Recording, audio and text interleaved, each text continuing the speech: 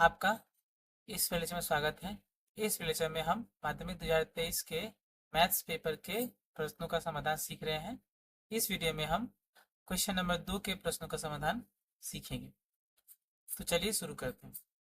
हमारा पहला प्रश्न है, प्रश्न 2 का एक कह रहा है 180 रुपए का एक वर्ष का मिश्रधन 198 रुपए होने से वार्षिक सरल ब्याज दर ज्ञात करें। तो प्रश्न आसान है। यहाँ मूलधन दे दिया गया है, यहाँ लिख देते हैं मूलधन है 180 रुपए और समय जो है वो कितना दे रखा है, समय बराबर है 1 वर्ष। फिर कहा है कि मिश्रधन 198 रुपए, यहाँ लिख लेते हैं मिश्रधन कितना है 198 रुपए। तो इसीलिए जो ब्याज होगा वो कितना हो जाएगा, मिश्रधन माइनस मूलधन। तो मिश्रधन हमारा है 198 माइनस 180, घटाने के बाद ये बचेगा 18 रुपए। तो हमारा जो ब्याज है वो 18 रुपए है, मूलधन हमारा 180 रुपए है, समय हमारा 1 वर्ष है। तो हम ब्याज दर निकालना है, तो हम ब्याज दर का फॉर्मूला जानते हैं। तो ब्याज दर बराबर क्या होता है, ब्याज गुने 100 बटा मूलधन गुने समय। ये हमारा क्या होता है, सूत्र होता है।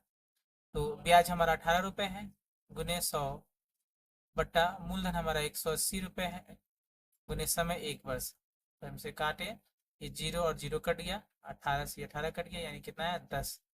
तो ये कितना हो गया 10%। तो ब्याज दर हमारा कितना होगा 10%। ये खाली समय भरना था, हमने लिख दिया 10%। बढ़ते हैं अगले प्रश्न की ओर।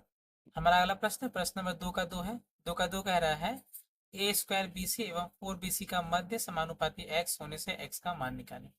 तो क्या कहा गया कि x जो है मध्य समानुपाती है ए स्क्वायर बी सी और 4bc का, तो x का मान निकालना है। तो अगर ये मध्य समानुपाती तो कैसे लिख सकते हैं, A square B C comma X comma 4bc क्या है, समानुपात में है, यानी हम इसी को क्या लिख सकते हैं कि A square B C by X बराबर एक्स बाई 4bc। ठीक है, इसके बाद हम क्रॉस गुना करेंगे, तो एक्स स्क्वायर बराबर 4a² b into b, b square c into c, c square. ठीक है, इसीलिए x बराबर क्या हो जाएगा, वर्गमूल 4a² b² c² x² plus minus रख सकते हैं। ये क्या होगा, प्लस माइनस 4 का वर्गमूल 2, a² का a, b² का b, c² का c, यानी हमारा x का मान क्या होगा, प्लस माइनस 2abc। यहाँ लिख लेते हैं प्लस माइनस 2abc। बढ़ते हैं अगले प्रश्न की ओर। हमारा अगला प्रश्न प्रश्न नंबर 2 का 3 है। प्रश्न 2 का 3 कह रहा है कि tan theta into cos 60 degree बराबर वर्गमूल 3/2 होने से साइन थीटा माइनस 15 का मान क्या होगा। तो जो समीकरण दिया गया है उसे हम लिख लेते हैं कि tan थीटा इंटू कॉस 60 बराबर √3/2।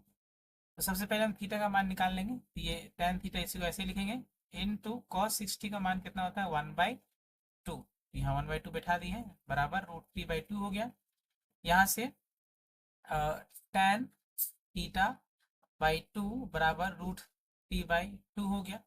यहाँ से tan थीटा क्या आ जाएगा, tan theta is equals to 2 into √3/2, ये 2 उधर गुना हो गया, 2 कैंसिल हो गया, यानी tan थीटा बराबर कितना हो गया √3। अब थीटा के किस मान के लिए tan का फिर √3 होता है, वो है 60 डिग्री। हम क्या लिख सकते हैं, इसीलिए थीटा बराबर 60 डिग्री हो गया।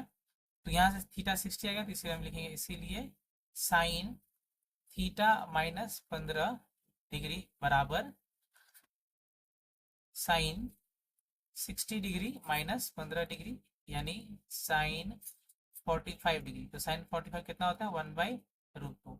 तो हमारा जो आंसर होगा वह कितना होगा 1/√2। बढ़ते हैं अगले प्रश्न की ओर। हमारा अगला प्रश्न प्रश्न नंबर 2 का 4 है। प्रश्न 2 का 4 कह रहा है कि कोण ए और कोण बी दोनों पूरक होने से कोण ए प्लस कोण बी क्या होगा, ये सीधा आंसर होगा 90 डिग्री। पूरक कोण किसे कहते हैं, ये दो कोणों का योगफल 90 डिग्री है, तो उन्हें एक दूसरे का पूरक कहा जाता है, ये परस्पर पूरक कहा जाता है। तो अगर ए और बी दोनों पूरक कोण है तो कोण ए प्लस कोण बी कितना होगा 90 डिग्री होगा। ये हमारा उत्तर हो गया। बढ़ते हैं अगले प्रश्न की ओर।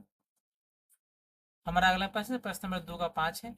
दो का 5 कह रहा है 8, 15, 10, 11, 7, 9, 11, 3 एवं 16 संख्याओं का मध्यमा ज्ञात करिए क्या होगा, ये निकालना है। तो मध्यमा यानी वो संख्या जो बीच में आता है। इसके लिए हमें सबसे पहले जो है इन संख्याओं को बढ़ते हुए क्रम में सजाना पड़ेगा। तो सबसे पहला जो नंबर है सबसे छोटा वो है 7, उसके बाद ये है 8, फिर आपका है 9, फिर है 10, फिर है 11 दो बार तो 11, 11, उसके बाद ये 13 है, फिर 15 है और लास्ट में 16 है। फिर 1 2 3 4 5 6 7 8 9, यानी कुल संख्या जो है, संख्याओं की संख्या कितनी है 9, तो इसे हम n इक्वल्स टू 9 लिख लेते हैं। इसीलिए जो मध्यमा होगा तो उसका सूत्र लिख लेते हैं। तो मध्यमा बराबर होता है n+1/2th टर्म या पद लिख सकते हैं। यहाँ n का मान 9 है तो 9 + 1/2 यानी इतना टर्म हो गया, यानी 9 + 1 10/2 टर्म, यहाँ से 2 से ये 5 बार में यानी 5th टर्म या पद। तो 5th जो है कौन सा होगा 1 2 3 4, ये हमारा क्या है 5वां टर्म है, यानी 11 जो है इसकी क्या हो जाएगी मध्यमा हो जाएगी। यही हमारा उत्तर होगी। बढ़ते हैं अगले प्रश्न की ओर। हमारा अगला प्रश्न प्रश्न नंबर 2 का 6 है। प्रश्न 2 का 6 कर रहा है एक पेंसिल का नुकीला सिरा डैश और डैश की संयुक्त आकृति होती है। ये नुकीला सिरा यहाँ नहीं होगा। एक पेंसिल जो है वह दो प्रकार की आकृति से मिलकर बना होता है। अगर हम ड्रॉ करें तो पेंसिल का ये बॉडी होता है और ऊपर में जो है इस प्रकार से रहता है। ये शंकु का हिस्सा हो गया, यानी ये ऊपरी हिस्सा शंकु होगा और बाकी का हिस्सा जो है वो क्या होगा बेलन होगा। यानी शंकु और बेलन की संयुक्त आकृति का बना होता है एक पेंसिल। इसका नुकीला सिरा केवल शंकु होता है। ठीक है, ये प्रश्न में भूल है। तो ये हमारा 2 का 6 का उत्तर क्या हो गया शंकु और बेलन। उम्मीद है आपको सभी प्रश्न समझ में आए होंगे। इनका अभ्यास करें, वीडियो को ध्यान से देखें। मिलते हैं अगले वीडियो में, तब तक के लिए धन्यवाद।